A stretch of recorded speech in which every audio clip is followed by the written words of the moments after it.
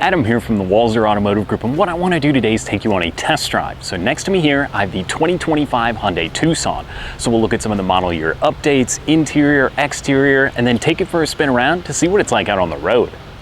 Okay, so now we're behind the wheel of the 25 Tucson, and this is the limited all-wheel drive model. So there's a few different trim levels. It can get a little bit confusing, but the limited is going to give you pretty much all of the great equipment.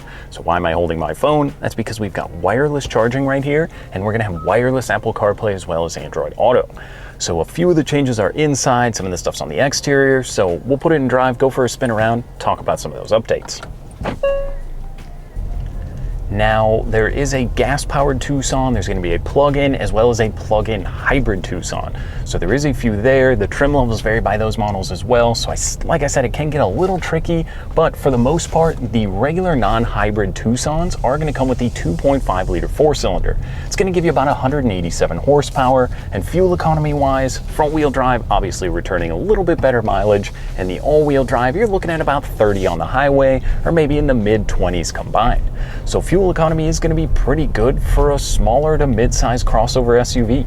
The one thing with the Tucson, there's a lot of space in here. Some of these little crossovers or mid-sizes, I hop in the back and I kind of have to duck down, but this one, headroom is actually really good, and this one also gets the panoramic sunroof up above.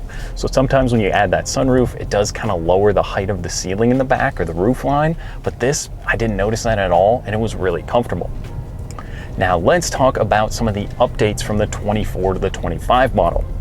It might not be apparent at first if you're not familiar with the Hyundais, so I'll try and get a clip of putting the new Tucson on one side, and then we'll put the previous 24 on the other side, and you can kind of see the grille design did change. You get sort of that aluminum finish look on the lower part of the 25 model now, and the grille did get a little bit of an update as well. So it just looks a little bit sportier to me. You still kind of keep that black chrome finish up front. This particular one has the black emblem on the front of the vehicle as well, and it does give it a really sporty look, especially when those LEDs are kicked on up front in the grille. It looks really cool coming at you at night. Now, they also did update a little bit to the rear of the vehicle, and there will be some new wheel designs. Again, this being the limited, this one's gonna get the new 19-inch wheels. I'll see if I can pop up a 18-inch wheel for the SEL. I like both wheel designs, and I think they match very nicely. Now, one of the other cool things is some of the colors. So that SEL that I was talking about, that was in the Rockwood green color. This particular one is in the Hampton gray. So there is a few different ones, kind of depending on which trim level or model you're looking at, but the colors Hyundai's coming out with right now do look really good. So the biggest changes are going to be inside the Tucson. Now, this particular limited gets the big display. So the lower trim levels are just going to have the one 12.3-inch display. This gets two of them. So your digital gauge clusters on the left, that you can control with the steering wheel. You can go through and kind of see some of your safety settings, whether it's the adaptive cruise control, or you can do the lane departure warning. So a lot of safety will come standard. The limited with the adaptive cruise control is definitely an option I might want to pop for, because if you're doing a lot of road trips or maybe on the highway a lot, that adaptive cruise control is pretty cool. Things like emergency braking, blind spot monitoring are going to be in these vehicles. So obviously, if it's you and your family in the vehicle, you're going to want to make sure you're safe, and Hyundai absolutely delivers on that front. So one other thing that's pretty cool, when I click the blinker on, you can hear it. There's a little camera that pops up just in the digital display here. So it kind of gives you an extra look of your blind spot, whether it's the left or the right. I love that feature. I wish that was on all new cars.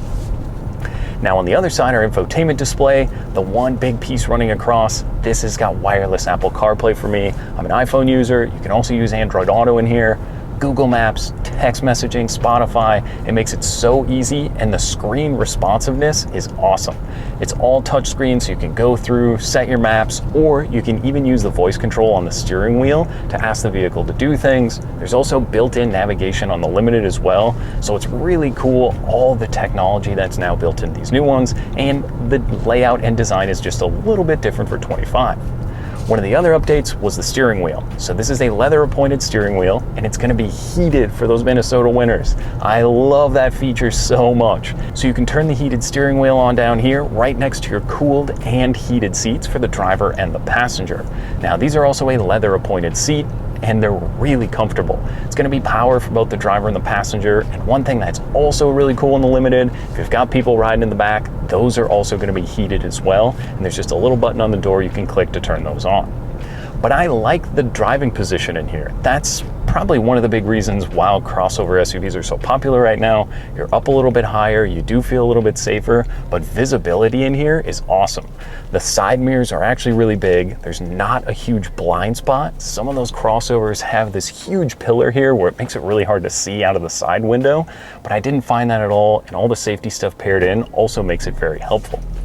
Now, one other cool thing in the Limited, the heads-up display. So it's showing me my miles per hour. It'll show you the speed limit signs. If you go through maybe like a school zone or coming up to a stop sign, it also pops up those as well.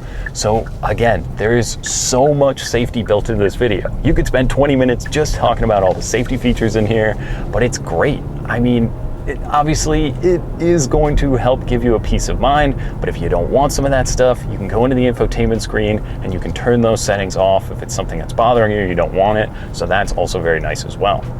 Now, a couple other changes for 25.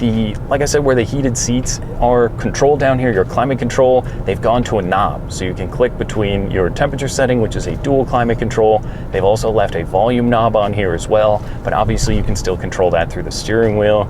And then the amount of space freed up down here is really cool. So this is actually a shift-by-wire system. So it used to be the buttons down here, but now they've moved that to some of the other Hyundai vehicles have this same shift-by-wire setup. So it's right behind the steering wheel. You just click it into drive, reverse, or tap it for park. But that frees up a huge amount of space down here. It's kind of a floating design where the wireless charger is and the huge armrest, and then you just get a few other buttons down here as well.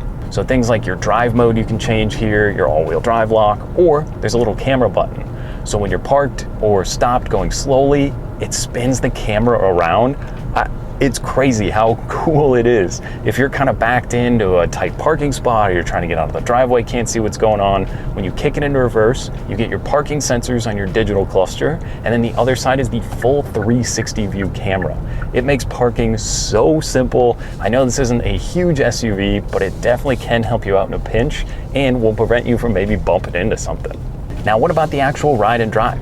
The hybrid does get a little bit more power, so it is a little bit zippier. I noticed when I drove the plug-in hybrid the other day. It's got a little more juice, but 95% of the time you're not flooring the vehicle. If you're just kind of picking up or getting out into traffic, I'd rather have the good fuel economy than another 40 horsepower anyways.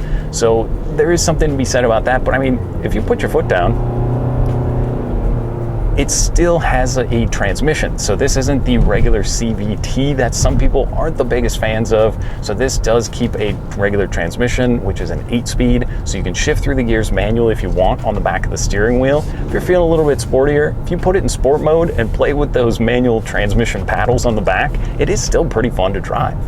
So a few other things, the key fob actually has the kind of remote parking. So if you're in a really tight spot, you can leave the vehicle, you hold the little button for the backup camera, and that's actually gonna kind of help you get out of the vehicle, and you can back the vehicle into a super tight parking spot or pull it forward. Maybe somebody parked way too close to you at Costco or something like that, need to get out of the vehicle and back it in. That's pretty cool. Kind of one of those gimmicky features, but when you need it, it's definitely awesome to have that. So it's a lot. Overall, the Limited gives you all of the good equipment, and pricing wise, so MSRP, this one's going to come in just over $41,000.